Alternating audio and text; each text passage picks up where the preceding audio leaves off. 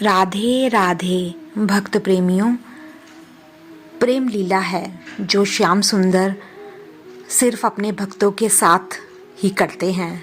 वे बस भक्त का प्रेम देखते हैं। गोकुल की एक सुहानी सुबह का एक सुंदर प्रसंग लेकर आई हूँ। अगर पसंद आए तो लाइक और शेयर ज़रूर करें और चैनल को सब्सक्राइब करें। माता यशोदा बाल गोपाल को तैयार कर श्रृंगार कर रही हैं।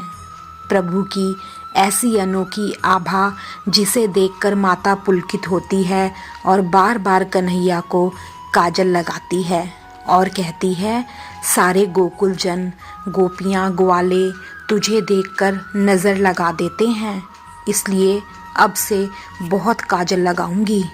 बड़ी प्रेममयी वात्सल्यमयी लीला को देखकर देवगण भी आनंदित होते हैं और विचार करते हैं कि माता के भी सौभाग्य उच्च हैं। प्रभु जो पूरी सृष्टि का पालन करते हैं, अपने वात्सल्य से सींचते हैं, आज माता उन्हें ही वात्सल्य से प्रेम कर रही है। धरती की इसी अमृत के लिए, इसी धन के लिए तो देवता भी यहाँ जन्म लेने के लिए तरसते हैं और प्रभु तो इस वात्सल्य अमृत का जी भरकर पान कर रहे हैं। दो दो माताओं का प्रेम पा रहे हैं। तभी बाहर से आवाज़ आती है, फल ले लो, फल ले लो। प्रभु बहुत उत्साहित हो जाते हैं। माता यशोदा से कहते हैं, माता अब मैं बड़ा हो गया हूँ ना, आज मैं फल लेने जाऊँगा। गोपाल दौड़कर रसोई में जाते हैं और हथेली में अनाज भरकर ले आते हैं। माता उन्हें एक मुट्ठी अनाज ले जाते हुए देखती है तो बड़ी आनंदित होकर हंसती है और सोचती है, इसकी छोटी सी मुट्ठी के अनाज से फल वाली इसको कैसे फल देगी। बाल कृष्ण जी दौड़े हुए आंगन में जाते हैं तो जाते जाते ही उनकी हथेली से अनाज गिरने लगता है और मालिन के पास पहुँचते पहुँचते हथेली में मात्र 2 दाने ही रह जाते हैं। इधर मालिन नंद जी के आंगन पहुँचती है और देखती है कि आज तो नंद लाल जी फल लेने पधारे हैं। बाल कृष्ण जी वो 2 दाने मालिन की टोकरी में डाल देते हैं और अंजनी बनाकर कहते हैं कि मालिन हमको फल दे दो। आज पहली बार मालिन श्रीनाथ जी को देखती है और निहारती ही रह जाती है। बाल कृष्ण जी की अनुपम छवि देखकर मालिन की तो मानो समाधि ही लग जाती है। जो समाधि प्राप्त करने के लिए और प्रभु से एकाकार होने के लिए ऋषि मुनि सालों तक तप साधना करते हैं, आज वो ही समाधि मालिन को फल बेचते हुए ही प्राप्त हो गई। मालिन को ना वस्त्र का ध्यान रहता ना फलों का।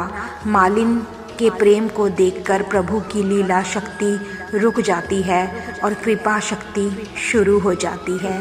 बाल कृष्ण जी मालिन को देखते हैं और मालिन बाल कृष्ण जी को। थोड़ी देर में बाल गोपाल जी मालिन को आवाज लगाते हैं। प्रभु अपनी कृपा शक्ति को रोक फिर लीला सकरी आरंभ करते हैं।